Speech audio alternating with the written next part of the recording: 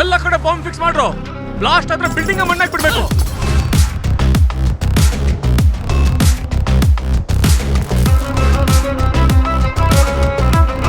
ತೆಗಿರೋ ಕೊಕ್ಕೆನ ತಗತೋಂ ತಕತರಿ ಗಿಟತೋಂ ತಕತರಿ ತಗತೋಂ ತಕತರಿ ಗಿಟತೋಂ ತಕತರಿ ಗಿಟ ಗಿಟ ತಗತೋ.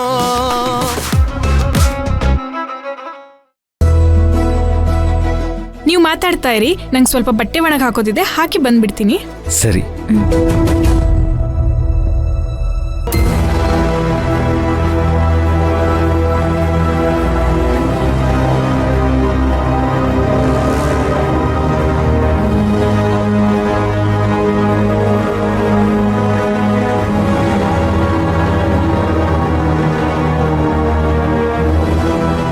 ಮೈನಾ, ಯಾಕೊಂಥರ ಇದೆಯಾ?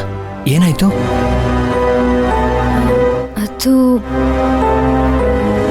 ಅದು ಅಣ್ಣಯ್ಯ,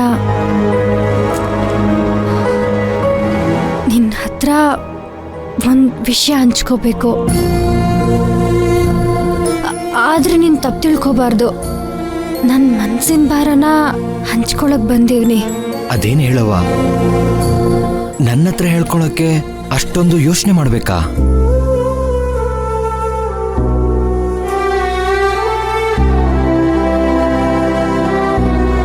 ಅದು ಏನಿಲ್ಲ ಅಣ್ಣಯ್ಯ, ಗಾರ್ಮೆಂಟ್ಸಲ್ಲಿ ಸಂಬಳ ಜಾಸ್ತಿ ಆಯ್ತದೆ ಅಂತ ಹೇಳಿದ್ರು, ಆಗ್ಲಿಲ್ಲ. ಸರಿ, ಇನ್ನೂ ಸಂಬಳ ಜಾಸ್ತಿ ಆಗಕ್ಕೆ 6 ತಿಂಗಳಾಯ್ತದೆ ಅಂತೆ. ಅದನ್ನ ಕೇಳಕ್ಕೆ ಅಂತ ಹೋದಾಗ ಪುಷ್ಪಕ್ ಸರು ಧ್ರುವ ಅವ್ರಿಗೆ ಹೊಡೆದ್ಬಿಟ್ರು. ಏನು? ಪುಷ್ಪಕ್ ಸರು ಧ್ರುವ ಮೇಲೆ ಕೈ ಮಾಡಿದ್ರಾ? ನನಗೆ ನಂಬಕ್ಕೆ ಆಗ್ತಿಲ್ವಲ್ಲವಾ?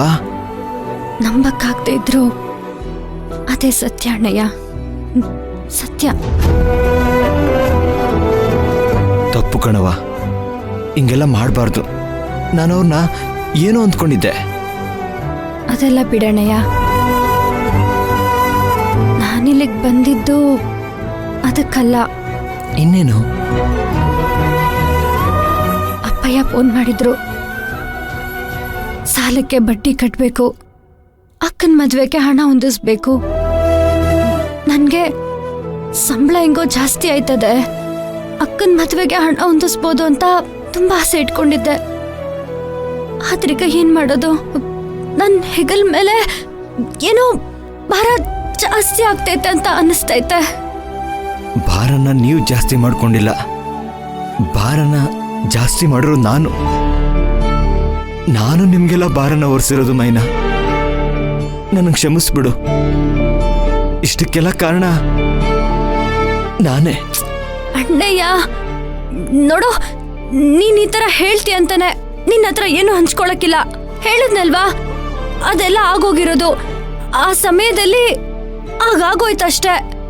ನೋಡು, ಆಗೋದೆಲ್ಲ ಒಳ್ಳೇದಿಕ್ಕೆ ಅಂತ ಹೇಳ್ತಾರಲ್ವಾ, ಆ ಥರ ಆಗದೆ ಇದ್ದಿದ್ರೆ ನನ್ನ ಶಕ್ತಿ ಏನು ಅಂತ ನನಗೆ ಗೊತ್ತಾಯ್ತಾನೆ ಇರ್ಲಿಲ್ಲ. ನನ್ನ ಕಾಲ್ ಮೇಲೆ ನಾನು ನಿಂತ್ಕೋಬಹುದು ಅನ್ನೋ ನಂಬಿಕೆನೂ ನನಗೆ ಬರ್ತಿರ್ಲಿಲ್ವಲ್ಲ. ಏನೋ ನನ್ನ ಸಮಾಧಾನಕ್ಕೆ ಏನೋ ಹೇಳ್ತೀಯ? ಇಲ್ಲ ಅಣ್ಣಯ್ಯ, ನಿನ್ ಮನ್ಸು ನೋಯ್ಸಕ್ಕೆ ನಾನೀಗೆಲ್ಲ ಹೇಳಕ್ಕಿಲ್ಲ. ಚೇಚೆ, ನೀನೆಲ್ಲವೋ ನನ್ನ ಮನ್ಸು ನೋಯಿಸ್ತಿ ಅಂತ ಹೇಳ್ದೆ ನಾನು. ಸರಿ, 1 ನಿಮಿಷ ಬಂದೇ ಇರು.